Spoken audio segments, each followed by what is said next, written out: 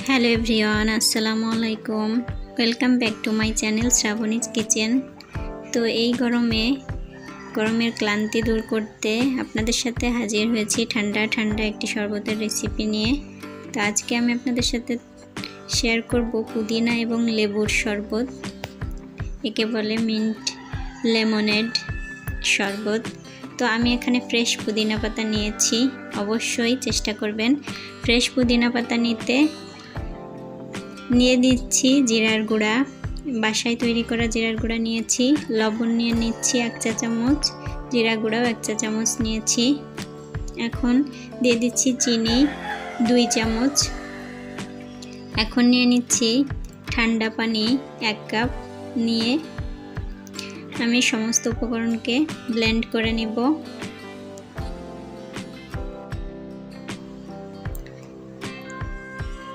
তো ব্লেন্ড করে নিচ্ছি 1 মিনিট। তো দেখুন ব্লেন্ড করা হয়ে গিয়েছে। এখন আমি এটিকে ঢেলে নেব। তার আগে আমি এটিকে ছাঁকনি দিয়ে ছেঁকে নেব।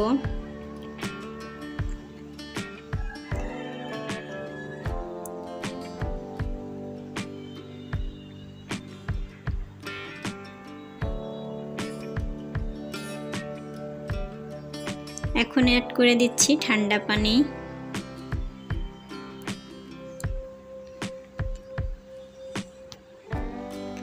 দিয়ে দিচ্ছি লেবুর রস 2 চা চামচ করে। লেবুর রসটা দেওয়ার পরে এর কালারটা একটু হালকা হয়ে আসবে।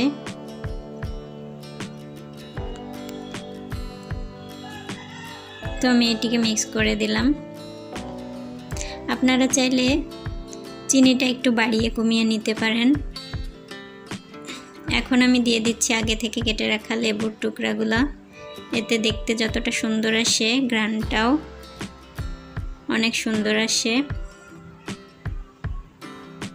দিয়ে দিচ্ছি বরফ টুকরা। বরফের টুকরাগুলো দেওয়ার পরে কালারটা আরও একটু হালকা হয়ে আসবে, যেহেতু বরফ থেকে পানি বের হবে তাই। এখন আমি আরেকটু করে পানি যোগ করে দিব।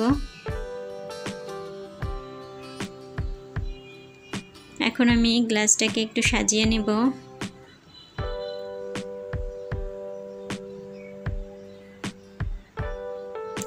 আগে থেকে কেটে রাখা লেবু দিয়ে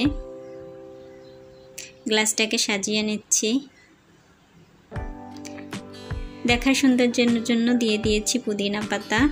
রেসিপিটি যেহেতু খুবই সহজ, তো আপনারা খুব সহজেই বাসায় তৈরি করে নিতে পারেন। আর এই গরমে খুব সহজেই এরকমের একটা ঠান্ডা ঠান্ডা শরবত হলে গরমের ক্লান্তিটা দূর হয়ে যাবে। তো আমার ভিডিওটা ভালো লাগলে অবশ্যই সম্পূর্ণ ভিডিওটা দেখবেন এবং লাইক কমেন্টস শেয়ার করবেন, সাবস্ক্রাইব করতে ভুলবেন না। তো আরও ভিডিও সবার আগে পেতে বেল আইকনটি অবশ্যই ক্লিক করে রাখবেন। তো আজকের মতো এ পর্যন্ত, আল্লাহ হাফেজ।